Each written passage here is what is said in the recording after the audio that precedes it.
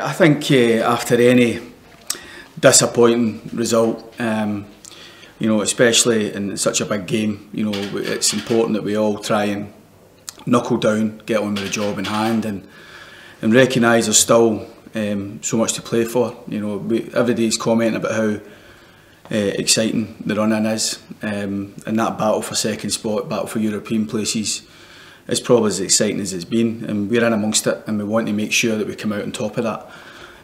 That for me is the most important focus. I think what we said last week is left last week. We have to now focus on what is important and what we can affect as the games ahead, and starting tomorrow against Kilmarnock. We cannot go into the game with any hangover. If we want to be at our best, we've got to be totally focused on the job in hand.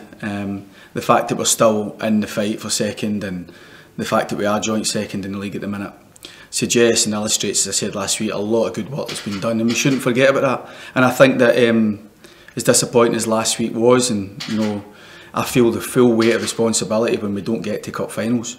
I also know that this is a very important stage for us, and we've still got a lot to play for, and it's my job and the players' job to fight tooth and nail exactly for that. I'm boosted by the fact that we've got some players back, which is always a huge benefit. And I get encouraged by the way the players have been. We have got a real honest bunch of lads there, and nobody suffers as much as they do. You know, we all suffer when it's a poor performance and a poor result, but we also know it's nowhere we haven't been before, and it's the job at Aberdeen is to when people are giving you a kicking, fight back and show that honesty, show that extra motivation, find it within ourselves to go and finish the season strong.